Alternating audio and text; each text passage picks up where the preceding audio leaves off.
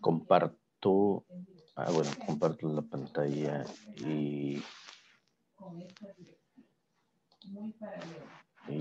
permita.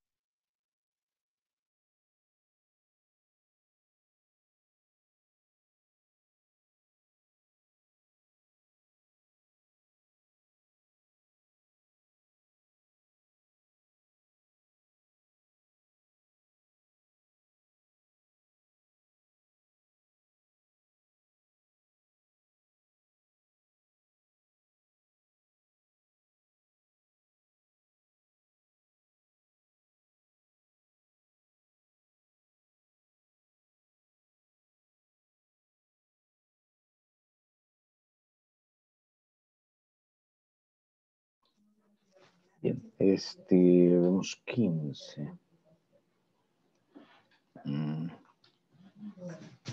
Ok, bueno.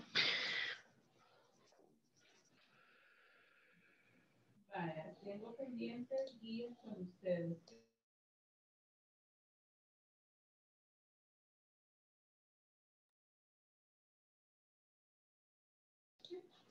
Muy bien, vamos a ver. Vamos a comenzar a hablar sobre la teoría celular.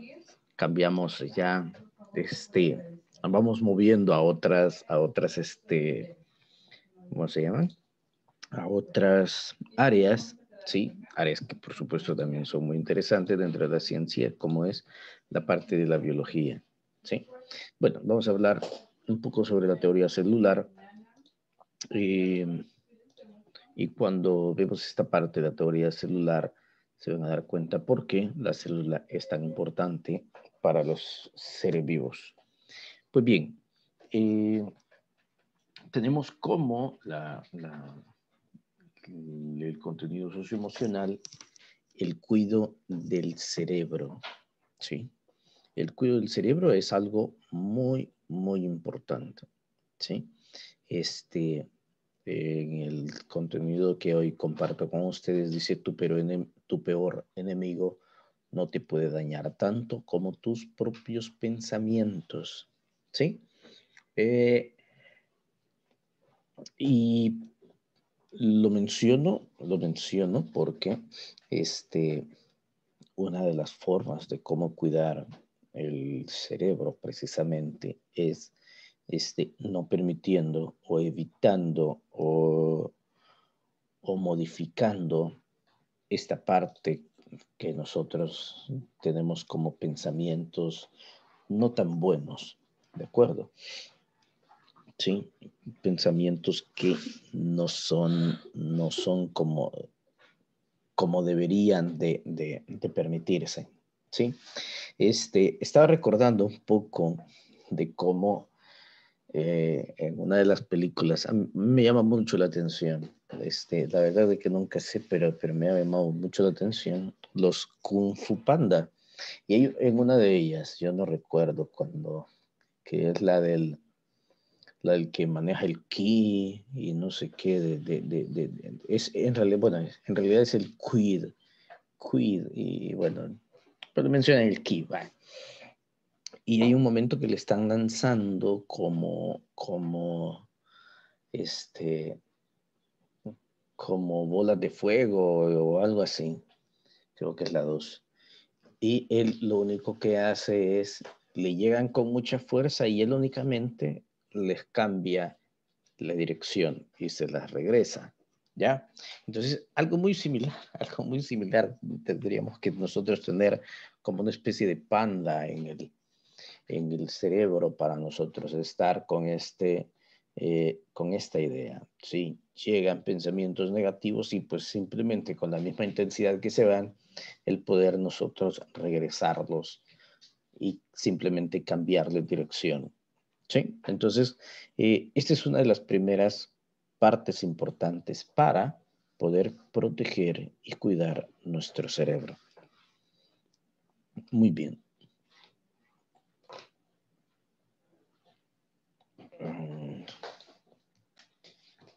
Tenemos 20, permítanme.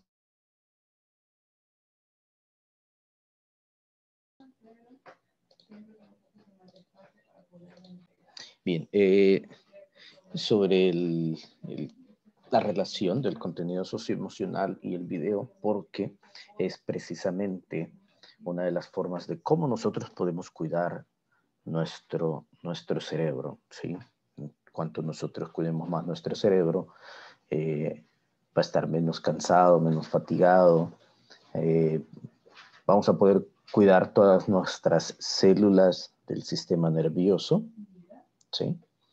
Y también se relaciona, como ven, con el contenido que vamos a iniciar ya con esta nueva unidad. El contenido lo podemos hallar en la página 144, ¿sí? 144 y 145. Todavía no hay recuadro de repasa, ya, pero sí podemos encontrar ahí en esas páginas nuestro contenido, ¿de acuerdo? Ok, vamos a ver. ¿Qué podemos decir en relación a la célula? ¿Qué es una célula? ¿Quién me puede ayudar con esto?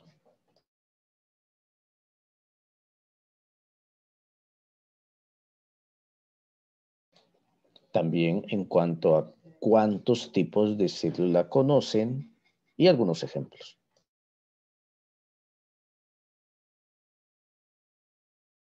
¿Alguien que quiera participar? Es una unidad atómica que es indispensable para todos los seres vivos. Ok, muy bien, para todos los seres vivos, ¿sí? ¿Alguien más que pueda apoyar?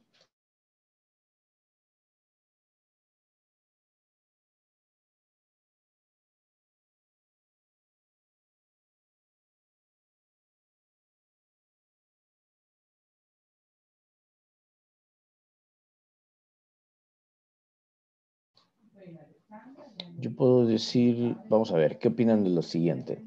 Las células solo pueden ser de dos tipos. Sí, unas más evolucionadas, unas menos evolucionadas. ¿Qué dicen de eso? Tiene cierta razón.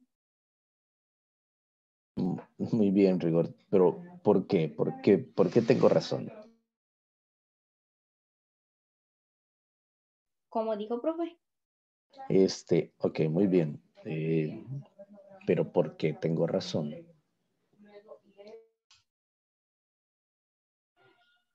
Porque me dio curiosidad y estaba leyendo el libro y me di cuenta que la célula procariota tiene una estructura básica comparada con la eucariota. Por eso le dije que tenía razón. Ok, muy bien. Muy bien. Gracias por tu participación. Sí, ese es alguno de los temas que vamos a ir viendo poco a poco.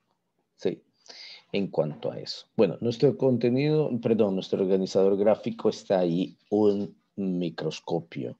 Sí, tenemos que hacer una práctica con un microscopio, ¿de acuerdo? Tenemos que hacerla en algún momento. Si no se puede mediante este año, en algún momento, el otro, pero tenemos que hacer una práctica con un microscopio. Sí, es muy interesante cómo se puede observar los las diferentes células a través del microscopio. ¿Sí? Y bueno, iniciamos esta parte de la teoría celular. Pues, ¿qué decir? La verdad de que hubo un grupo de personas que participó, ¿sí? La primera célula como tal fue vista por Robert Hooke. Y Robert Hooke, sí, ya forma parte de cierto desarrollo en Europa, sí, que, vean, los ingleses como científicos tienen o lograron mucha más participación en diferentes cosas científicas porque ellos en todo momento siguieron avanzando en las investigaciones científicas. Algunas regiones de Europa no lograron tener el mismo desarrollo o no han logrado tener ese mismo desarrollo porque se enfocaron también en otro tipo de situaciones y de alguna forma limitaron a científicos en poder realizar diferentes prácticas. En cambio, países como Alemania, países como Portugal, países como Inglaterra, ¿sí? Toda la región británica, ellos realizaban algún tipo de experimentación y lograron obtener reconocimiento en este sentido, ¿sí? Por eso para este tiempo, muchas de las situaciones que se dan son precisamente en países como Inglaterra, Alemania y los que hace poco acabo de mencionar. Entonces, bueno, viene Robert Hooke y observa algunas estructuras. Observa en el microscopio un corcho, ¿sí? Y ahí puede observar como algo similar a lo que es un panal de abeja, ¿ya? Entonces, precisamente como cada una de esas es celda, él le pone el nombre de cel, que es como una celda, ¿sí? Posteriormente, en la aplicación de diferentes términos, se le conoce o se le comienza a llamar célula, ¿sí? Pero viene a partir de ese término de celda por parte de las abejas. Pues bien, pasados un tanto 200 años, bueno, aquí voy a mencionar un poco que para más o menos este tiempo también, por los 1700, existió un comerciante de lentes. Y con este comerciante de lentes, vean que por este tiempo también estaba Sir Isaac Newton, ¿sí? Con todo esta, o sea, combinando diferentes tipos combinando y compartiendo diferentes tipos de conocimientos también. Entonces viene y este personaje que les menciono, su nombre era Antoine van Leeuwenhoek, y este señor Leeuwenhoek tenía vendía lentes, y él tenía un lente especial en el cual permitió poder observar diferentes Fue como el primer microscopio. Sí, el primer microscopio, de hecho, lo desarrolla déjeme ver, ¿cómo se llama este señor? Algunas de las investigaciones de Newton crean esos primeros microscopios también, pero es Antoine Leeuwenhoek quien, como era comerciante, él tuvo una forma de crear sus lentes que nadie más lo pudo hacer, porque, claro, su secreto era tener lentes muy bien pulidos y que tenían la capacidad de aumentar cierta cantidad de veces eso. Y entonces él tuvo un microscopio, ¿cómo decirles? Tuvo un microscopio de lo mejor en ese momento. Si él hacía lentes, entonces tuvo esa capacidad, tuvo esa oportunidad de utilizarlo para desarrollar sus diferentes observaciones. Él no fue científico. Leeuwenhoek no fue científico, pero en su, por decir, hobby, tenía la capacidad de tener un microscopio, y con ese microscopio andaba viendo media cosa que podía a través del microscopio. Y bueno, observó las primeras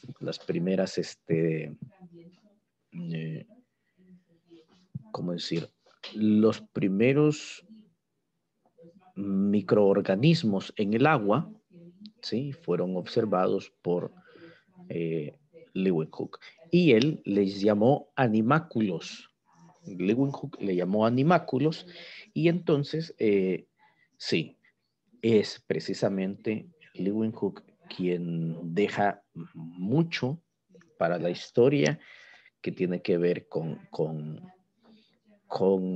digamos, el padre de la microbiología. Es Antoine Leeuwenhoek, y no era científico, ¿sí? Eso es algo muy interesante, no era científico. Pero era muy curioso y tenía esa oportunidad. Ahora, la patente de sus lentes nunca fue revelada, nunca se supo la forma de cómo hacía su lente para el microscopio, porque de haber sido así, posiblemente hubiera avanzado mucho, mucho más esa forma de poder observar ese tipo de animáculos, microscopios, como lo pudo hacer Leeuwenhoek. Entonces, muy interesante esta parte. Bueno, casi 200 años después, ¿sí? Existió Matthias Schleiden y Theodor Schwann, quienes hicieron las primeras propuestas para la teoría celular, ¿sí? Uno, por su parte, comenta que la unidad estructural o anatómica de todos los seres vivos es la célula, ¿sí? Schleiden estudia también parte de ¿vean? alemanes, estudia precisamente esa parte y él pudo observar que todo en lo que él había observado a través del microscopio estaba hecho por células, ¿sí? Bueno, entonces viene Schleiden y pone el primer postulado de la teoría celular que dice: la unidad estructural o anatómica de todos los seres vivos es la célula. Todos los organismos, desde los más simples hasta los más complejos, están compuestos por una o más células. Eso fue lo que observó Schleiden. Siempre en ese mismo afán del estudio de las células, Theodor Schwann dice: la unidad funcional o fisiológica de todos los seres vivos es la célula. En ella ocurren todos los procesos que realizan los seres vivos, como la nutrición, la eliminación de desechos y la respiración.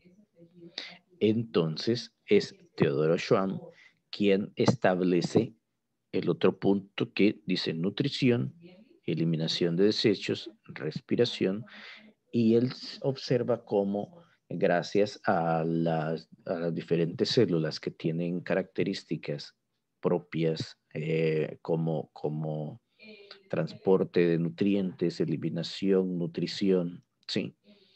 Entonces se da cuenta que gracias a eso todos los seres vivos siguen esas mismas características de nutrición, eliminar desechos y todo eso. Entonces dice: la unidad funcional o fisiológica es la célula. Y bueno, posteriormente alguien propone de que gracias a esas mismas condiciones, pues bien, ninguna célula procede de otra célula, ¿sí? Una célula procede siempre a partir de una célula anterior, ¿ya? Y entonces viene y dicen en conjunto que la unidad reproductiva o de origen de los seres vivos es la célula, que todas las células provienen de células preexistentes, es decir, que estos tres postulados, la célula es la unidad estructural, la célula es la unidad funcional, la célula es la unidad reproductiva, es lo que enmarca la teoría celular. Es decir, con estos tres postulados se tiene lo que decimos la teoría celular. ¿Sí? Muy bien. Voy a compartir un momento. Déjame ver.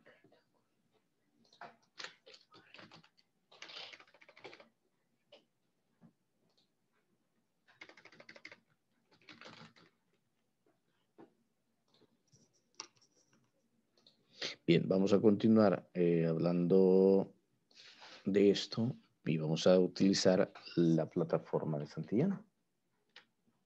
¿Sí? Bien. Vamos a ver. Nos vamos a actividades. ¿Sí? Y en actividades vamos a tomar la parte de la célula, ¿de acuerdo? Entonces ahí en la... ¿cómo se dice? En el, ay, ¿cómo se dice? Espérame. En la parte de estrategia y metacognición dice que vamos a entrar en la teoría celular y vamos a responder a lo siguiente. Vean, tenemos aquí un poco sobre los naturalistas y científicos, ¿ya? Robert Hooke, Dutroquet, Schwamm, Sladen, Virchow, quienes hicieron posible en sus observaciones, gracias al microscopio, y que se inventó por 1550 y 1590. ¿Sí? El primero en utilizar ese nombre fue Cell, ¿sí? Robert Hooke, y él no vio células en realidad, lo que vio fue la estructura, como ustedes lo pudieron observar en la guía, vio estructuras nada más que pronto las vamos a ir definiendo cuando vayamos viendo las diferentes partes de la teoría celular, y vamos a ir observando definitivamente esas partes. Bueno, tenemos aquí que en 1824 fue Dutroquet el primero en establecer que la célula era la unidad básica de la cual todos los seres vivos estamos formados. ¿Sí? Luego, Matthias Sladen era botánico, ¿bien? Sí, era botánico. Llegaba a la conclusión de que todos los tejidos vegetales estaban formados por células. ¿Sí? Luego, Schwamm, que era zoólogo. Muy bien. Entonces teníamos un científico botánico, un científico zoólogo, que llegaron a las conclusiones, ¿sí? Tuvo las mismas conclusiones de Sladen, que tanto los animales como las plantas tenían esas mismas condiciones. Y luego Virchow fue el que definitivamente dice toda célula proviene de otra célula. Él hizo algunas investigaciones y pudo siempre observar cómo las células no podían existir de otro lado. Tuvo ¿cómo decir? Sus investigaciones, y en sus investigaciones sí trabajó propiamente con células. Hoy en día hay gran ramificación por parte de ellos, perdón, de las células, del estudio de las células, ¿sí?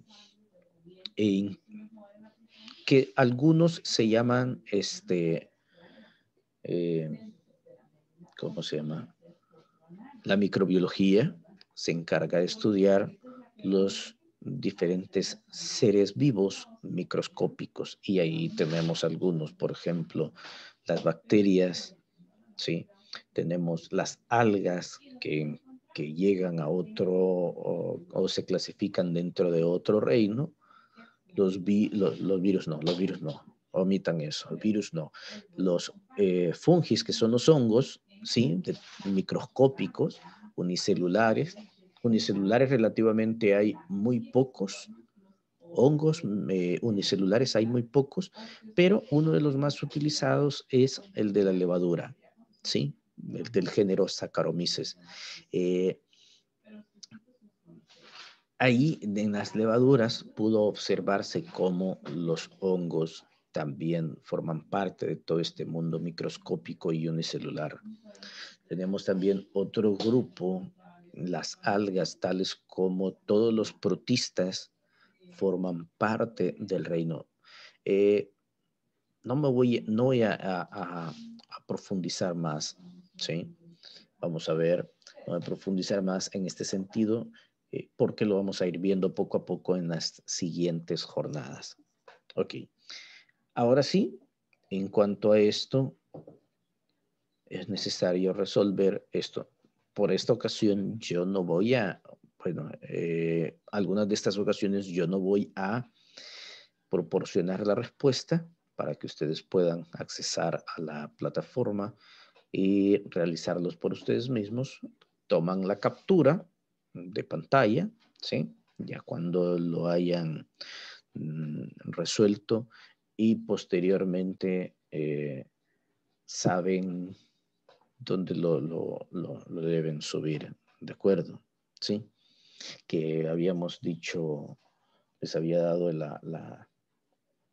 sobre la carpeta, que les di un mini tutorial ahí sobre la carpeta, ¿sí? Ok, ¿alguna pregunta?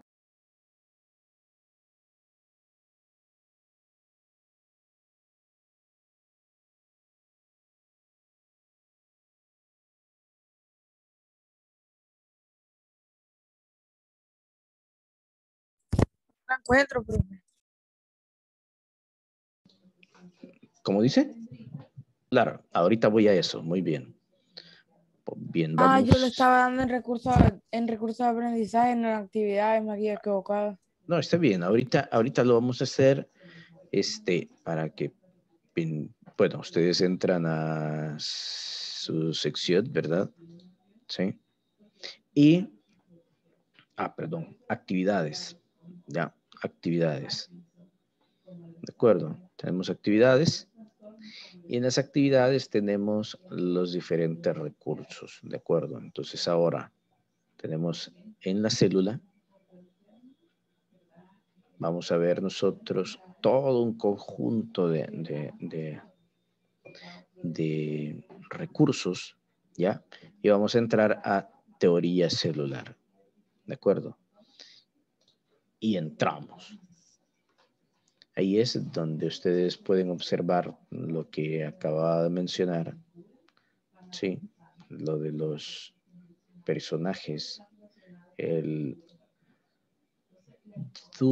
Dutroquet,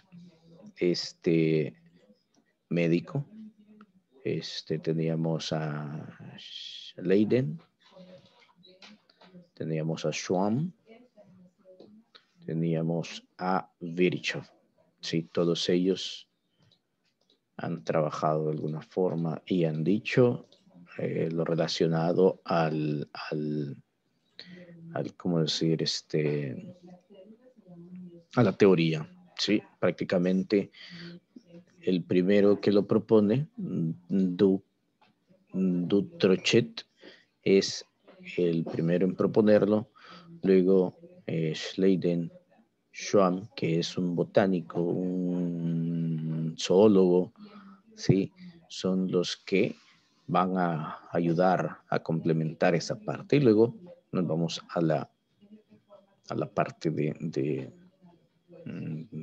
quiero ver, aquí qué es lo que tienen que ser.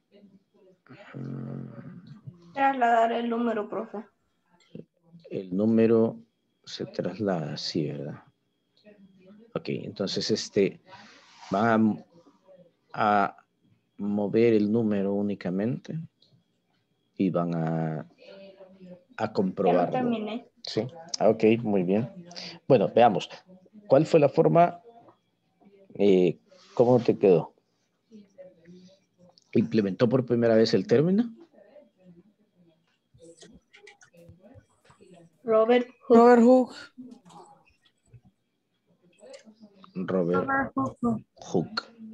¿Postuló que las células se originan de otras células? Rudolf Matías Virchow. Rendement. Rudolf Virchow propuso una base celular para todas las formas de vida. Theodor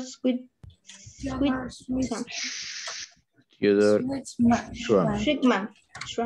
Schwann, muy bien. ¿Postuló que la célula es la unidad estructural de la vida? René Dutrochet y Schleiden nos queda aquí. ¿Lo comprobaron o no? Sí. ¿Sí? Ok. Muy bien. Sí. Ahí están entonces todas. ¿Quién implementó por primera vez el término de célula? Robert Hooke. Robert Hooke. Muy bien. ¿Quién postuló que las células se originan de otras células? Rudolf Virchow, muy bien. Virchow. La base propuso una base celular para todas las formas de vida. ¿Quién dijo que todos los seres están hechos de células? Theodor Schwann. Schwamm. ¿Quién postula que la célula es la unidad estructural de la vida? René René Dutrochet. Dutrochet. Y todos los tejidos vegetales están formados por células. Matías Schleiden. Schleiden. Ok, vamos a ver. Tengo duda en lo siguiente, vean. Schleiden era... ¿Quién era Schleiden? ¿Sí? Dice, el 4 dice todos los tejidos vegetales. Ah, bueno, sí, miren. No, este era el zoólogo. Schleiden, sí, Matías Schleiden era el botánico, sí. Entonces sí. Sí, Schleiden habla sobre los vegetales. Schwamm, ok, no sé si entonces sí está bien, tenía duda. Pero sí, es cierto, era por lo que ellos habían, por lo que estaban investigando, que eran lo que ellos iban a proponer. Ok, muy bien, los felicito. Pasamos ahora entonces al siguiente contenido, que siempre está relacionado en función de ello, ¿de acuerdo? Ok, ¿qué es lo que tenemos entonces sobre la clasificación? Ahora sí, ya había respondido Rigoberto. No, Rigoberto. Sí, Sí, Rigoberto, ok, gracias. Sobre ello, y había dicho que precisamente cuáles eran las células más antiguas y fundamentalmente hay dos, ¿sí? Hay dos. Tenemos aquellas que tienen núcleo y aquellas que no tienen núcleo. Todas aquellas que no tienen núcleo se llaman procariontes y aquellas que sí tienen núcleo se llama eucariontes. Ya vamos a ver esa terminología. ¿Qué es citoplasma? ¿Lo recuerdas en las sustancias coloidales? El citoplasma es una parte de la célula que rodea el núcleo o algo así. Sí. ¿Y qué andan distribuidos como sustancias coloidales por ahí? Yo creo que esto no se menciona, pero el citoplasma es una estructura muy parecida a los geles, ¿sí? Y todo lo que existe dentro de una célula contiene esa sustancia, ¿ya? Y ahí se mueven todos Profe, los... dígame. ¿verdad que las actividades que acabamos de hacer de la teoría celular la ponemos a un documento de Word de Drive y lo subimos al foro, verdad? Correcto. Muy bien. Ok, gracias. Ok. Aquí tenemos algunos tipos de células, ¿sí? Esta es un alga que se conoce como Volvox. Esta es un alga, ¿sí? Que se conoce como Euglena. Este es otro por ahí. Sí, tiene dos especies de núcleos, ¿sí? Un macronúcleo, un micronúcleo, y tiene muchos vellitos que son como las pestañas. Sí, eso es Paramecium. Tengo dudas, sí, tengo dudas, pero parece un Balantidium. Que está acá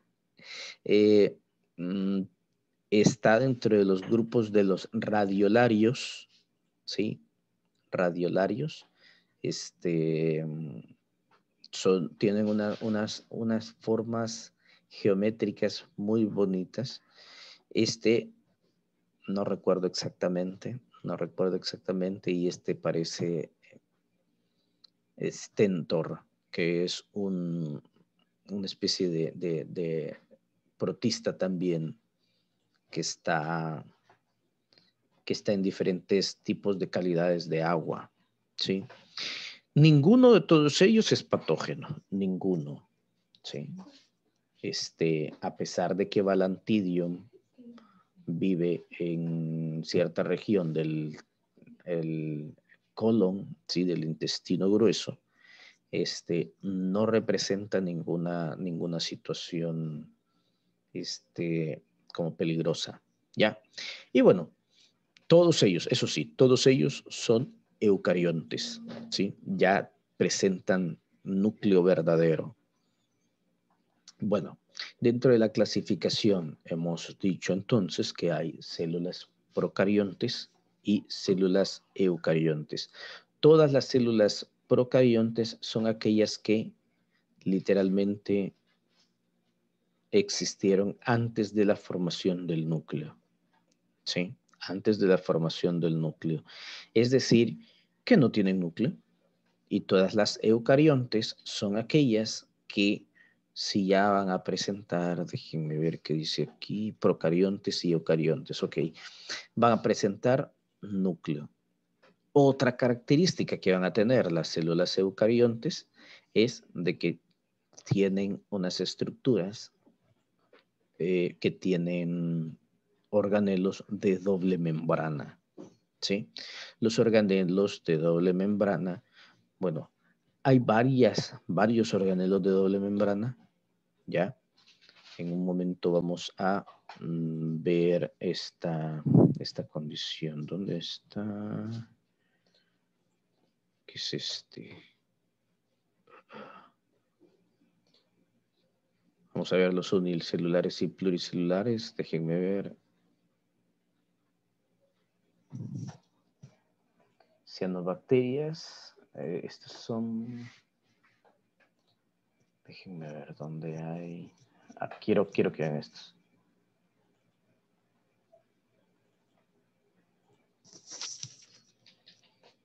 No, todavía no. ¿Dónde está? Quiero buscar entonces en la guía. En la guía sí está. Ah, ok, aquí está. Entran al recurso de la plataforma santillana y dice, sí, es sobre los 4 reinos eucariontes, de acuerdo.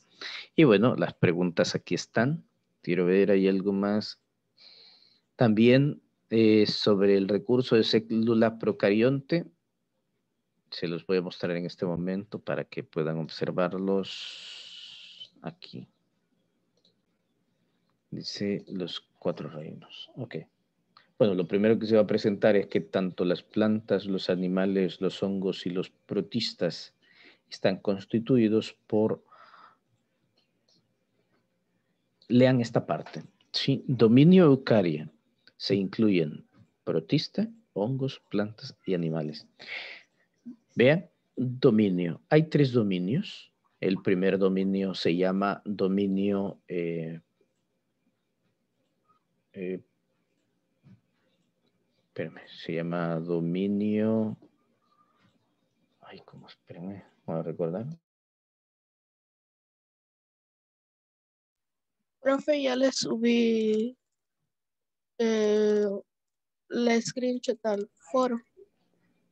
Ok, gracias. Yo también, profe. Ok, perfecto, gracias. Decía entonces que son 3 dominios, ¿sí? El primer dominio se llama dominio arquea, ¿sí? Y es donde están todas las arqueobacterias. Estas son las primeras células que han existido relativamente en el planeta. Son algunas de ellas, son únicamente posible encontrarlas en lugares donde hay temperaturas muy altas, ¿sí? Donde hay temperaturas tan altas que solamente tienen algún tipo de relación con volcanes, ¿sí? Aguas termales. Otras, únicamente han logrado vivir, ¿sí? Y sobrevivir en sitios donde es completamente desértico, pero en un desierto frío, ya como la Antártida, algunas regiones de los polos hay y existen solamente arqueobacterias. Precisamente el reino al que pertenecen es el reino Arquea, que es de las arqueobacterias. También el otro dominio se llama dominio Eubacteria y es donde se encuentran la gran cantidad de bacterias verdaderas, o sea, las bacterias que nosotros conocemos.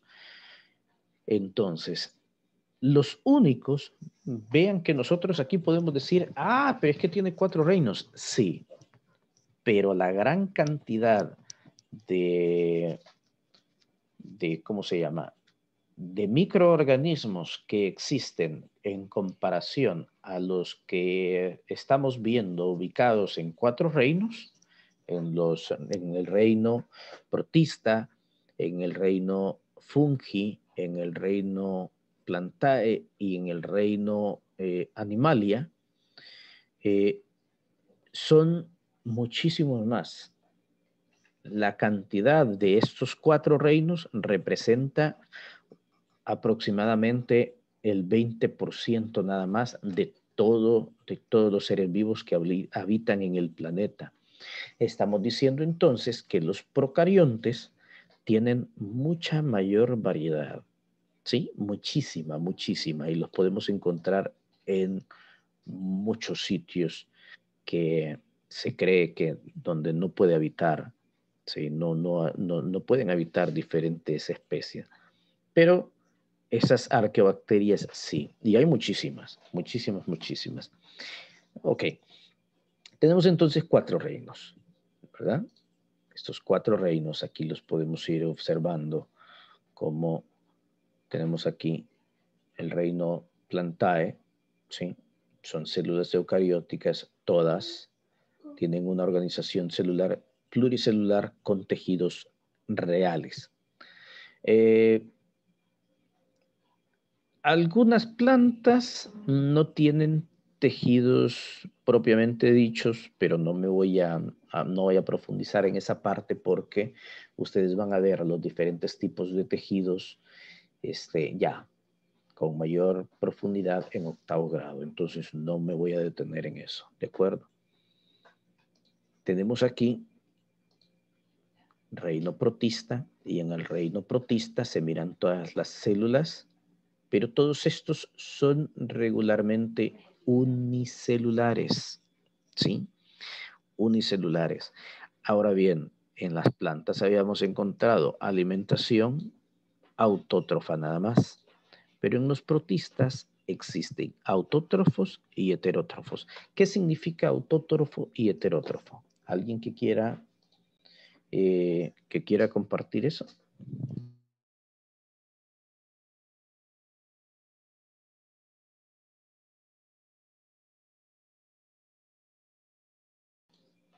No. Ok, muy bien. Ya les voy a explicar entonces. No se preocupen. Vamos a ver. Autótrofo significa auto, ¿sí? Es decir, por sí solo. Y trofo, esta palabra, trofo. Perdón. Trofo. Trofo tiene que ver con alimento, ¿sí? Las cadenas tróficas se relacionan a trofos. ¿Qué implica trofo? Que se va a tratar de alimento. Entonces, cuando dice autótrofo, significa que se alimenta de otros seres, perdón, que se alimenta de que él mismo puede producir su alimento, ¿sí? Y el heterótrofo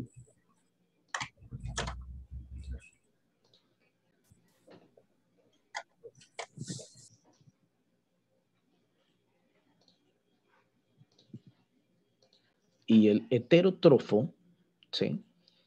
Significa esto hetero, significa que debe consumir de otros seres para poderse alimentar. Entonces tenemos 2 tipos de nutrición. Tenemos la nutrición autótrofa y la heterótrofa. ¿Sí? Ok, muy bien. Teníamos ahora aquí. Reino animal. Yo no vi el sapo ahí, pero va, el reino animal dice, también son eucariotas, son tejidos auténticos y solo son heterótrofos. Todo el reino animal son heterótrofos. Nadie del reino animal produce su propio alimento. Tenemos los hongos que son pluricelulares, algunos son unicelulares, muy pocos, pero hay unicelulares sin tejidos auténticos. En esto de sin tejidos auténticos significa que se encuentran, vean, los tejidos auténticos se van mostrando conforme a la evolución, ¿sí? Y se van mostrando conforme a algo que se le va a llamar niveles de organización de los seres vivos. Los menos evolucionados serían los protistas, porque solo tienen organización, la gran mayoría, en una gran mayoría son unicelulares los protistas, a excepción de algunas algas, ¿sí? Pero tenemos gran cantidad. Por ejemplo, todo lo que conocemos como plancton es protista, ¿sí? Muchos de los parásitos que conocemos, unicelulares, intestinales, son protistas, ¿sí? Entonces, cuando aquí dice pluricelulares, hay principalmente pluricelulares como algunas algas, pero en lo que conocemos frecuentemente existen en su mayoría como unicelulares, ¿sí? Gran cantidad son unicelulares. Ahora, autótrofos producen su propio alimento y heterótrofos lo pueden hacer. Entonces, el menos evolucionado, ¿sí? Que se queda en un nivel celular y de tejido es el reino protista. El reino fungi tenemos, no hay tejidos completamente conformados, ¿sí? Pero los tejidos que ya van mostrando permiten que este reino se quede en un nivel de órgano, ¿sí? Ahora, ya los otros, el reino vegetal, ¿sí? Perdón, reino plantae, ya presenta tejidos auténticos y no solamente tejidos auténticos, ya hay algunos órganos, ¿sí? Órganos como las hojas, la raíz, el tallo, las flores, ¿sí? Entonces ya se quedan en un nivel al que nosotros le podemos llamar nivel de sistema de órganos, porque tienen órganos propiamente dichos. Y ya en el reino animal, a pesar de que hay muchísimas especies que son muy sencillas, muy simples, ahí sí hay una gran variedad, ¿sí? Pero en lo que nosotros ya hablamos, por ejemplo, los vertebrados, todos los vertebrados los podemos observar a nivel de sistemas de órganos. Perdón, a nivel de organismos, porque los organismos van a ser conjunto en el mismo ser de diferentes sistemas de órganos. Por ejemplo, ¿qué sistemas de órganos podemos encontrar en, por ejemplo, la rana?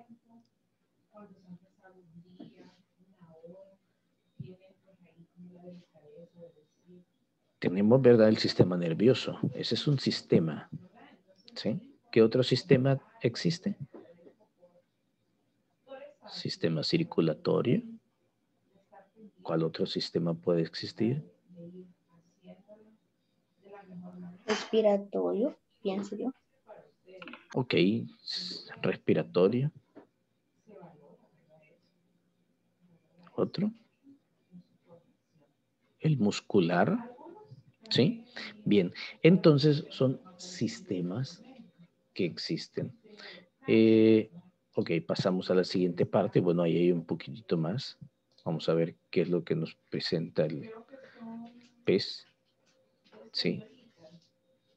Presenta movimiento, etcétera, etcétera. También los insectos van a presentar algunos movimientos también, ¿sí?